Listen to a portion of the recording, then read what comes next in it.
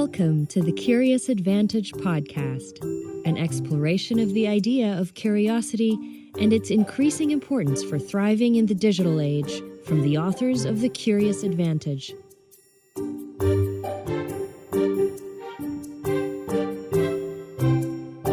Welcome to another episode of the Curious Advantage podcast series. This episode is about curiosity and context, and it doesn't fit neatly within our kind of 7Cs model because it covers a lot of territory. The Curious Advantage is about how individuals and organizations use the power of curiosity to drive success in their lives and their organizations, and especially in the context of our new digital reality. It brings to life the latest understanding from neuroscience, anthropology, history, and behaviourism, and it's about curiosity and how these things are making it useful for everyone, stories we can all understand and put into practice. And we're absolutely delighted to have with us today Professor Bill Sherman. Hi, Bill. Hey. Professor Bill Sherman is my good friend and a director of the Warburg Institute, but it's sometimes called the home of curiosity. Bill, tell us a little bit more about yourself, but let me say I'm joined by Paul Ashcroft, my fellow author. Hello. And let's go at it. All right. Well, it's really good to talk to you guys. And yes, I am the director of something called the Warburg Institute, W-A-R-B-U-R-G, sometimes called the Warburg Institute because it was created in Germany by a man named Aby Warburg. I tend, just for pronunciation's sake and for disambiguation, to say Warburg when I refer to the man and Warburg when I refer to the institute. So I hope that's helpful. We're going to talk a bit about Aby Warburg because, of course, he's central to this story. But tell us a little bit about yourself and then tell us a little bit about the Institute. Yeah, so I have an academic background. I started as a Renaissance studies scholar, and that is actually why I suppose I've ended up as the director of the Warburg, because the Institute is very, very heavily associated with the Renaissance period. I had a long period in America where I'm from, and then I was a founder of a Renaissance Studies Institute at the University of York in the north of England. But really crucially, I spent about 4 years as director of research and then director of collections at the Victoria and Albert Museum. So I came back to the Warburg, where I had actually studied on and off as a graduate student, via the museum world. So my own background very much combines kind of high-level Renaissance-focused scholarship with much, much broader and much more public-facing activity that I learned and fostered at the V&A. One of the things I'm fascinated about and curious about with you, Bill, is your PhD on John Dee. I always seem to have been drawn to people who we sometimes say think outside the box or challenge categories. And that certainly was true of the person who I studied for my doctoral dissertation, which I'm amazed to say was back in the late 1980s. With the lovely and wonderful... With the wonderful Lisa Jardine, yep, exactly, in Cambridge. And the figure's name was John Dee, D-E-E, and he is often thought of as the kind of Merlin figure at the court of Queen Elizabeth I. So very heavily associated with magic, with alchemy, all kinds of prognostication, but also, crucially, the creator of the biggest library in Renaissance England. And what I tried to do is focus on what that library empowered or enabled him to do, and to open it up really as a different kind of institution, and thinking about what a kind of cutting edge, universal, magically inflected library would allow an individual who owned it to do. And so I called it a kind of think tank, but that was not necessarily the best choice. It could be a laboratory, it could be an alchemical site, could be a magical site. And so, or even Bill, just a place of curiosity. Curiosity, exactly. And just to segue into that, what does curiosity mean for you? And I think there's no right answer here. Yeah, well, I often talk about why I'm drawn to what I'm drawn to, why I've given now 30 some years to research and teaching in a university or museum setting. And it is simply the pursuit of things that we don't know. And I actually think that's crucial to return to, because we tend to do them in places, let's call it, a library or a university or an information economy setting, where our tools are very much focused on taking us in a way to what we already know, or to providing methods for us to show that we already know something. And I think I have really found it important to repeat that, and almost as a mantra, that research is based on the pursuit of what we don't know, and often don't even know we don't know.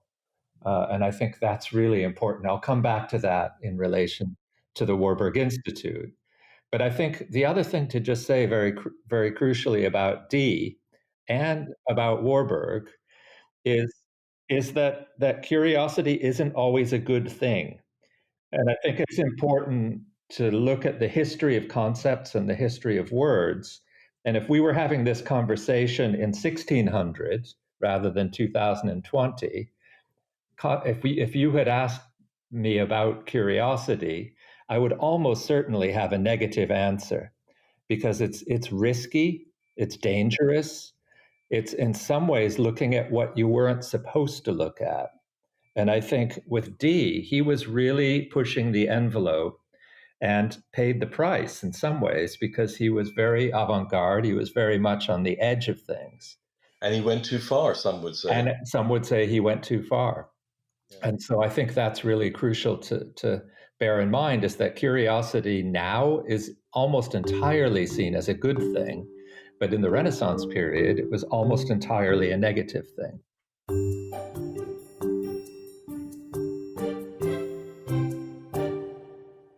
I am interested in coming back to the how of how we explore curiosity and being curious, but I think that really has a lot to do with your story about what the Warburg Institute is, and in particular, Aby Warburg's place in that. And I'd love you to tell that story about the Institute, and then also him and his approach. And we can go into that a little bit more, but I think the how is kind of built into that story. Absolutely. I mean, maybe the best place to start is with the library that I am actually sitting within as we speak. The library of Aby Warburg starts as a personal collection of books. It's a private library. It's funded by capital. It's the result of his family having become one of the great banking families in Germany. He becomes very curious about learning and about books in particular. And so at the age of 13, this is the story, and I think it's true for once, he says to his younger brother, Max, he's the oldest of 5 brothers, and he says, Max, I know I'm the eldest son, and I've inherited the birthright to the great family bank, but actually I'm not interested in books. I'm interested in scholarship, and in particular in art history. And so I will give you the family birthright. You can become the great leader of the bank if you buy me any book I ever ask for. Amazing. So when they're kids, they make this deal and they stick to it for their whole life. And Aby then carries on as a scholar and creates one of the great private libraries in Central Europe. He does so partly by studying in Italy. He spends a lot of time both as a student and then as an amateur scholar in Italy. And then he becomes a kind of, again, a bit like Dee. It's hard to say what he is. I mean, we don't have categories or words for this, but he creates a kind of research institute on the edge of the established structures, civic structures, university structures. And he does so in Hamburg, in his native town. And in fact, he does so literally on the space that's empty next to his house. So when his house is too small to hold all of his books and all of the activities that he wants to host, he buys the lot next to his house and builds a research library building.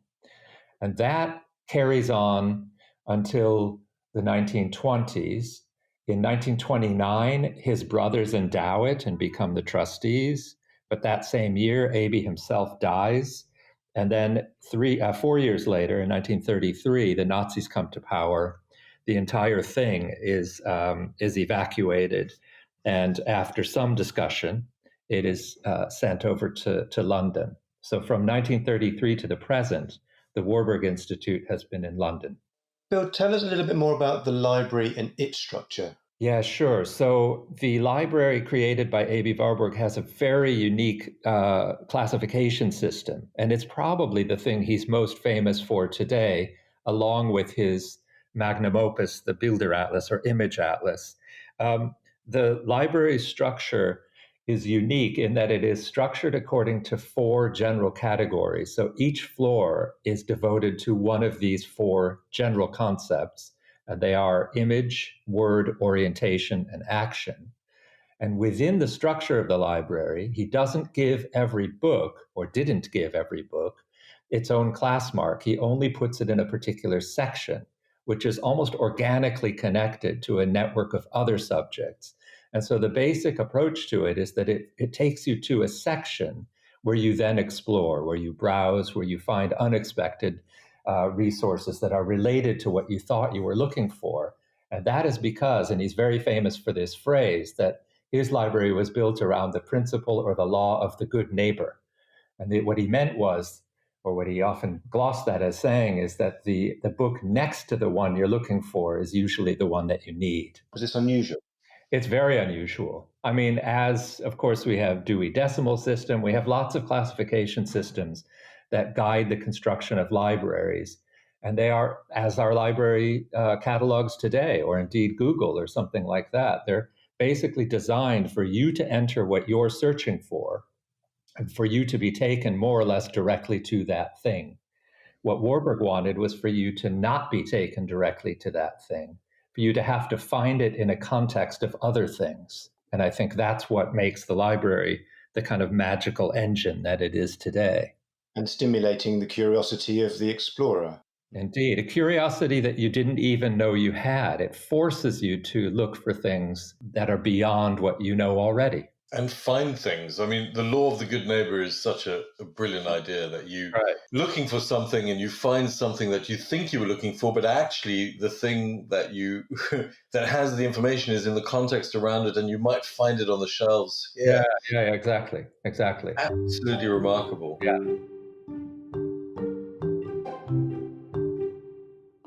A curious culture is a game changer. What does curiosity mean for you? Follow #CuriousAdvantage and join the conversation. There are some other things that Aby Warburg also invented in terms of you mentioned his visual library. Yes, exactly. So alongside the library of books, he also creates what we now call the photo collection. But in German, library is Bibliothek, and in German, photo collection is Photothek. It's a photo library, and it's an image archive that is also classified according to a unique system of classification. And in this case, it's what we call iconographic. So it basically takes you to subjects of meaning. So instead of taking you to Titian and to a specific painting by Titian, it will take you to the god or goddess represented, or even the concept embodied in a particular image. It sounds like, in a modern day instance, Instagram. Yeah.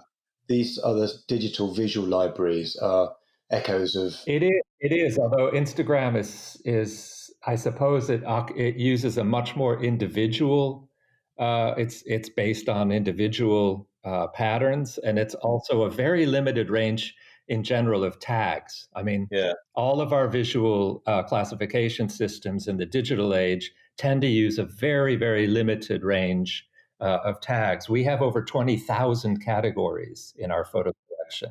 So I could go and I could find an image in the visual library. Yeah. For example, you mentioned Titian, or a painting by Titian, but the tags that are connected to that image will have meaning. Right. And will take me to the meanings that could be related to that image. Right, exactly. And then it takes you back into the library where you can read the history of that image or the history of that concept. I have to ask this. Is it like a proto-internet? Is it a kind of pre-internet internet type place. Yeah, I mean, I sometimes say that Aby Warburg was digital before there was digital. Another way to look at it, I mean, I don't know if you know, another contemporary, slightly younger contemporary of Warburg is Walter Benjamin. Yeah. And Benjamin's got this great essay that everybody likes to quote, but very few people read, which is about the work of art in the age of mechanical reproduction. And that essay has an incredibly interesting section where he says that some people seem to call forth a technology that doesn't yet exist. They seem to need a tool or even a medium that doesn't yet exist. And so, for instance, they have to invent it. Yeah, so Shakespeare, in some ways, invents film, the moving image.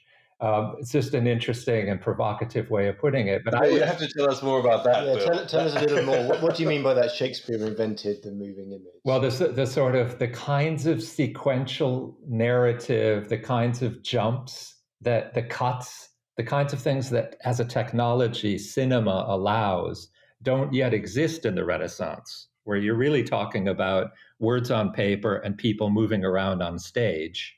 You've really got a set of kind of narrative and visual or dramaturgical techniques that we actually associate with much, much later periods and much, much later technologies. Similarly, Aby Warburg is making jumps, nonlinear moves, associations that we associate particularly with collage or with a kind of mood board thinking. He works visually in an associative way and in a nonlinear way that's very unusual even for his own time. And so now it's all over the place because our digital tools have grown up around facilitating those things.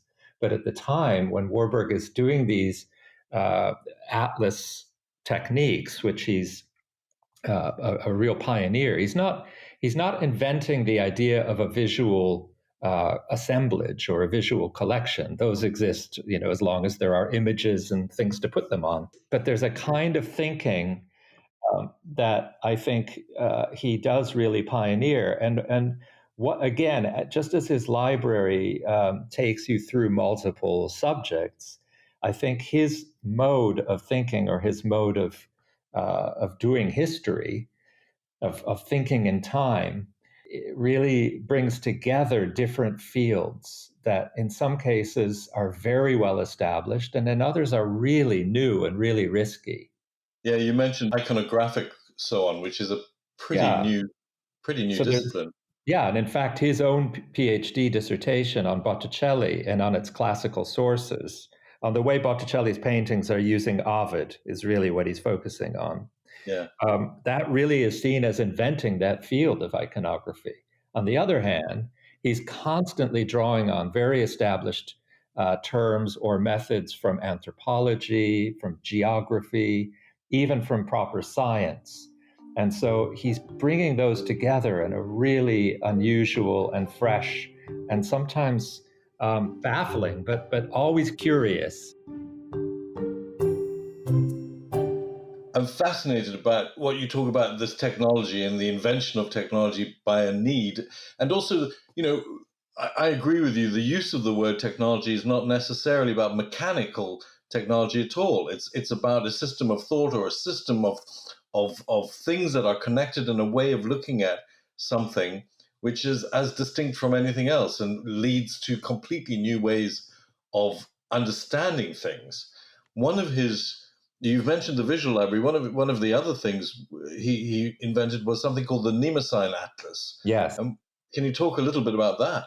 Yeah, of course. So Aby Warburg really from about 1900, maybe 1905, is already teaching or communicating through the form of a selection of images, sometimes on a board, sometimes on a page, sometimes using slides in the kind of classic art history technology. He is also developing a habit of these panels, very large scale. They're more than a meter tall. In some cases, they're almost 2 meters tall, covered with a fabric onto which he puts all kinds of miscellaneous material, visual material. And in some cases, that is the actual form of communication or argument. And in the final years of his life, from 1926 certainly to his death in 1929, he is obsessed with creating what he calls an atlas. It is a map, but it's a very unusual map. It's a map of expressive gestures. It's physical gestures, it's ideational or conceptual gestures, it's sometimes mythological story gestures. We might call them moves. Moves is maybe in colloquial language a better way to put it. So it's a visual map through time and space of these move types or gesture types that actually structure and preserve memory. That's what he is trying to map. It is amazing. We know so much more now from neuroscience and neural behavior about how memory is laid down, not only through the use of hormones and neurotransmitters, but also the way that images and connections are made in the brain are much more febrile and much more networky, and how we, in some respects, he is mimicking, I think, what is going on in our brain at some level. The collages, the moods, the general links between things, which are very fuzzy in some respects, all lead up to an impression of something which is more profound. He's doing that without words, and he's doing that using the dialogue between imagery, I think. That's right. That's exactly right.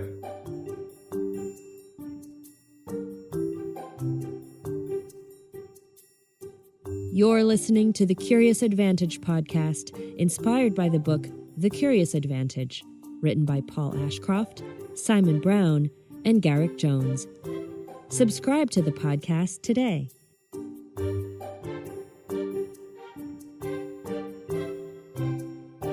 I'm interested in what does this mean for us in the age of the internet. What is the role of the Warburg, and what is the role of these processes or these ways of looking at information? I like to think it's very important because it keeps us looking at information in an open way and not closing too soon, and that can lead into all kinds of dangers. Yep. But what is the role of the Warburg Institute in the age of the internet? Yeah, that's a really, really good question. I mean, one is that it needs to keep drawing people into a place that holds physical books and physical images. And it needs to keep asking, as we go digital, as our digital tools, technologies become stronger, more pervasive, what is the role of a place that grew out of an analog method, an analog world? And I think that question remains crucial because it's very easy to lose sight of the ways in which analog tools can be more sophisticated than digital tools. Digital tools tend to be assumed to be more powerful, more pervasive. That's not always true. No, they can have quite a narrow bandwidth, if you know what I mean. They can, that's exactly right. And the idea of Warburg is to keep the bandwidth as open as possible. That's right. The second thing is to continue to come to a place that asks questions that actually forces you to ask questions that you do not yet know how to ask. And that's the thing that I think the Warburg Institute has to keep doing. It has to do it in a way that embraces the digital, but it also has to take people into the classroom, into the library, into the exhibition space, where you continue to ask these questions that you do not yourself yet know how to ask. It's partly about learning tools that you don't have, like foreign languages. More than half of the Warburg Institute's library is not in English. And so in order to use it fully, and in order to track the history of classical culture in the modern age, Warburg was absolutely committed to learning these tools, learning languages, learning visual symbols, all of those different kinds of languages. So Warburg has a role in the age. I mean, it finds a place where we can find new questions and continues to force us to ask questions. And it continues to, in some respects, inform new ways of looking at information from new perspectives. Yeah. If I were to just boil it down to three things. One, it forces us to continue to look for questions as much as or rather than answers. It continues to force us to browse as much as to search. And it continues to force us to put things in association with each other rather than in some kind of causal, limited, linear line. I love it. And, the thing that in our research around curiosity and entering new contexts, if you like, we've discovered at least two different types of situations. One where you will be entering a context that already exists. Perhaps you want to become a doctor or you want to learn to play the piano. Right. You start with, entering a body of knowledge that already exists in other people's heads. You have to move into a community, and that information starts to inhabit your mind and your brain, if you like. Yeah. But then the other one is the one about creativity and learning new things and laying down new pathways. And this is about going into areas and making connections where other people may not have done that before. Yeah. And we require a safe place to do that. We require some ability to ask those questions or find ourselves in a situation where the questions are being asked of us, and it seems to me that Aby Warburg's approach gives us a way into that in terms of how to be curious. It does. I think it's partly because he was very open to, if you look at his own work, you see two clear examples of the kind of move to curiosity or prompt to curiosity that you're talking about. One is he continually draws on the language and method of other fields. So he's primarily working in art history, but almost all of his language comes from the mechanical, natural, earth, human sciences. So what can we learn by drawing on these adjacent or even opposing disciplines? The second thing he does is move through time. So he'll say, what can you learn about the ancient world by looking at modern advertising? Or vice versa, what can you learn about the Renaissance, Botticelli, by looking at Ovid? So he's continually asking how one period can speak to another period. We love that idea because we use it in our books quite a lot. The idea of looking at prehistory or great civilizations or cities like Venice and so on, because we love to kind of state the obvious that change is always with us, and there are always things that have been confronted by humanity, and humanity has dealt with it in different ways. And how can we learn from the best of it and move it forward and keep that information present in today? So we like to really look at the past as we look at the future at the same time. Yeah. As we finish this amazing conversation, Bill, I want to ask you, what do you think all we know about Aby Warburg and the Warburg Institute and all of your experience, what does this imply for us as curious individuals? Well, as I said, we have to keep asking questions. We have to keep being open to the haunting of the past. We have to keep being open to the puzzles posed by people who know other things than us and who speak other kinds of languages than us. And I think that is the definition of curiosity for me, continuing to be open to what we can learn from what we do not know, even from what we do not understand. And I think that's where it all starts. Bill, from Paul and myself, thank you for a fascinating edition of The Curious Advantage. We look forward to visiting the Warburg Institute soon. Thank you again. Absolutely amazing. A real pleasure.